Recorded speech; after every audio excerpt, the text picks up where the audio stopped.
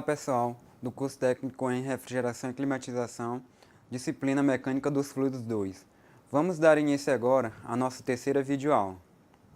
O roteiro da nossa terceira videoaula será as bombas centrífugas, altura manométrica, classificação das bombas centrífugas e rendimento e potência de uma bomba.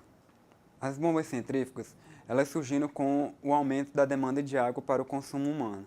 Ou seja, antigamente, as pessoas elas iam até os rios, até os lagos, para pegar água e trazer para suas vilas, né? Seu povoado. Então, com o aumento da população, ficou inviável todo mundo se deslocar até o encontro dessa água. Seria bem mais fácil trazer ela até a população. Então, daí veio a ideia das bombas. As bombas surgiram com essa finalidade. E foi aumentando mais ainda com o aumento da demanda de água para a agricultura e para os animais. Ou seja, as pessoas passaram a criar animais, passaram a cultivar mais, fazerem grandes plantações e tinham que aguar e dar água a esses animais. Então já surgiu aí um aumento dessa demanda. Aqui nós temos um exemplo de uma instalação de bombeamento. Ou seja, na região 1 a gente tem um motor de acionamento, que ele pode ser elétrico, motor a combustão ciclo Otto, ciclo diesel, que é movido a gasolina, diesel ou hoje em dia a álcool. Nós temos a bomba, que ela é acoplada ao motor e a tubulação hidráulica. Na região 2, a gente tem o poço, manancial ou reservatório de sucção, que seria o rio, o lago, o açude, onde a gente faria a coleta dessa água. Na região 3, a gente tem a linha de sucção, ou seja, a tubulação hidráulica da sucção, que é aquela que leva a água do poço até a bomba. E ela é composta pelo VPC, que é a válvula pé de crivo. Qual é a função dessa válvula pé de crivo? A válvula pé de crivo, ela é uma válvula que possui a finalidade de evitar que a areia ou troncos ou outros componentes entrem na tubulação e cheguem até a bomba, danificando a mesma. A válvula pé de crivo ela é unidirecional, evitando com que a água que esteja dentro da tubulação se escorra e deixe a bomba sem água. Para uma possível partida depois, sem essa água dentro da bomba, ela pode danificar. E temos também a redução excêntrica. Essa redução excêntrica ela possui a finalidade de evitar a formação de bolhas dentro da tubulação e, consequentemente, quer evitar que essas bolhas entrem para a bomba, que no caso danificaria a mesma, já que a bomba ela é projetada para o escoamento de fluidos como água ou óleo e não o ar. Em 4, nós temos a linha de recalque, ou seja, que é o conjunto da tubulação em seus componentes pós-bomba, que no caso seria a válvula de retenção, o registro, que normalmente nessas instalações é um registro de gaveta, aquele registrozinho normal que a gente tem lá no banheiro da casa da gente, ali é um registro de gaveta. Curvas e joelhos, que é onde a gente utiliza esses componentes para chegar até o local que a gente quer despejar essa água, e o reservatório de recalque, no caso seria a nossa caixa d'água. A altura manométrica de um sistema de elevação é definida como sendo a quantidade de energia absorvida por unidade de peso líquido ao atravessar a bomba, ou seja, é aquela quantidade de energia que você coloca em um determinado líquido para elevar a uma determinada altura. E essa altura manométrica ela é composta por a altura do desnível geométrico, ou seja, é a altura lá da linha de sucção até a linha de recalque, é aquela altura ali, a altura já que você pode medir, mais a pressão do reservatório de recalque e a pressão no reservatório de sucção dividido pelo peso específico do fluido e mais a perda de carga da tubulação e dos acessórios. Ou seja, todos os acessórios e a tubulação, elas possuem perda de carga. E tudo isso entra no cálculo da altura manométrica, que possivelmente vai entrar no cálculo da bomba depois, como nós veremos mais à frente.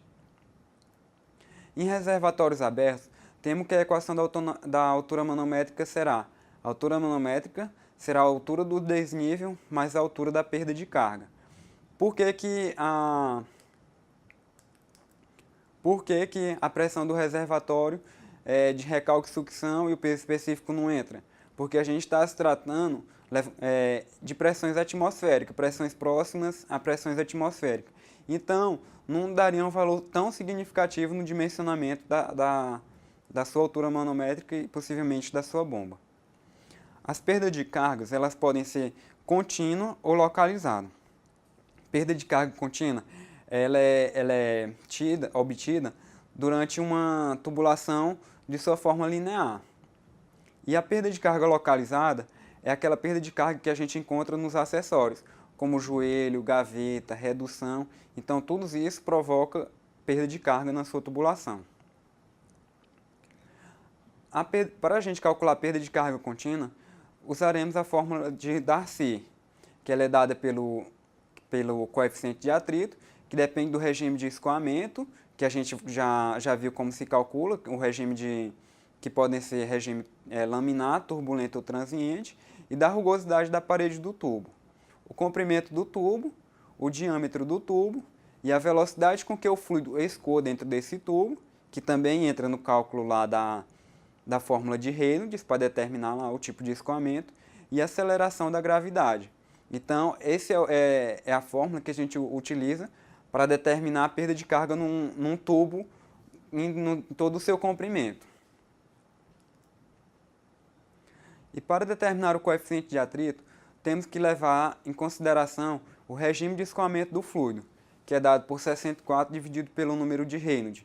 Então, a gente obtém esse coeficiente, a gente primeiro calcula o número de Reynolds, aí a gente determina se é regime laminar, turbulento ou transição, e depois a gente encontra o coeficiente de atrito, que vai entrar na perda de carga linear do tubo. O cálculo da perda de carga localizada consiste em substituir um acessório instalado no sistema por um comprimento de tubulação reta do mesmo diâmetro do material. E ela é dada por K, que é o comprimento característico do acessório, que esse valor ele é tabelado, a gente simplesmente consulta na tabela e já coloca na equação. A velocidade com que esse fluido ele escoa dentro dessa tubulação, dividido por 2 vezes a gravidade. Então, esse seria a perda de carga devido a um componente. As bombas centrífugas elas são classificadas de acordo com a admissão do líquido, classificadas de acordo com o número de rotores e o tipo de rotor. A admissão do líquido ela é radial, diagonal ou axial, o número de rotores, simples estágio ou múltiplos estágios, e o tipo de rotor, se ele é rotor fechado, semifechado ou aberto. Bombas radiais, como a gente pode perceber na figura, o fluido ele entra de forma axial na bomba e ele sai de forma radial na bomba. Então, esse é o tipo de bomba radial que a gente pode ver aí na figura. Diagonal, o fluido ele entra de forma axial e ele sai de forma diagonal na bomba. Bem simples de entender o funcionamento dessas bombas, o princípio. E as bombas axiais, ou seja, elas ficam dentro de uma tubulação e não há mudança de direção quanto ao fluido, ou seja, ela continua mandando pressão no mesmo sentido que o fluido entra, ele sai. Agora nós vamos falar do tipo de rotores das bombas, que podem ser aberto, semi-aberto ou fechado. No primeiro caso aí a gente pode ver que há apenas os impulsores, o que caracteriza um rotor do tipo aberto. No segundo caso, a gente já pode perceber que há um aro ali no rotor, nos impulsores. Então isso caracteriza um tipo de rotor semi-fechado. E na outra figura, a gente pode perceber que os impulsores ele está todo fechado, né? Tanto que a gente não consegue ver dentro dele. Então isso caracteriza um tipo de rotor fechado. Vamos falar agora dos rendimentos das bombas. Para calcularmos o rendimento total de uma bomba, primeiramente a gente calcula o rendimento hidráulico, o rendimento volumétrico e o rendimento mecânico da bomba. O rendimento hidráulico ele é dado pela altura manométrica, que é aquela altura que a gente falou agora há pouco, que envolve a altura do desnível e a altura equivalente das perdas de cargas. Então, seria, no caso, a altura manométrica dividido pela altura manométrica mais a perda de carga, que isso seria o rendimento hidráulico de uma bomba.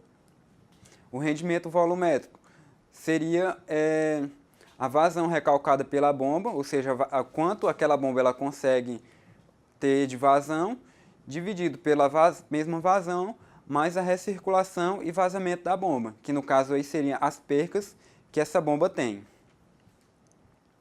E o rendimento volumétrico apresenta valores elevados com base na recirculação e os vazamentos. Em termos médios, temos que uma bomba de baixa pressão, ou seja, aquela que tem altura manométrica inferior a 15 metros, ela possui uma faixa de rendimento de 93% a 98%. A bomba de média pressão, ou seja, aquela que estaria numa faixa de altura manométrica de 15 metros a 50 metros, teria um rendimento aproximado aí de 88% a 93%.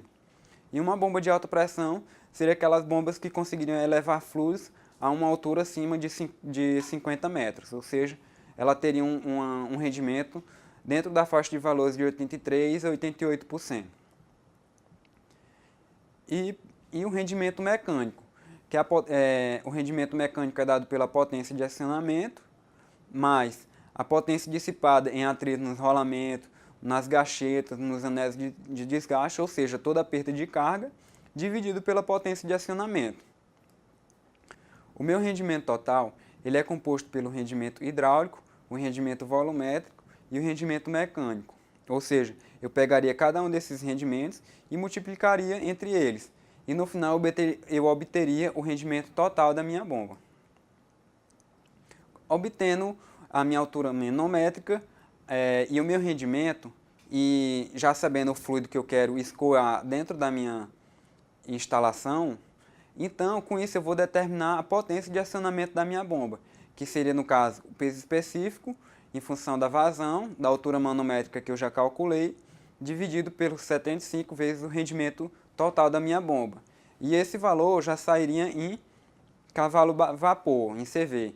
Que em CV, quando a gente vai olhar nos catálogos dos fabricantes, eles trazem em HP ou CV. No caso, a gente vai calcular só em CV para facilitar nosso estudo. Então, pessoal, essa foi a nossa terceira videoaula e segue aqui agora as referências que a gente pode consultar para um melhor entendimento do nosso conteúdo.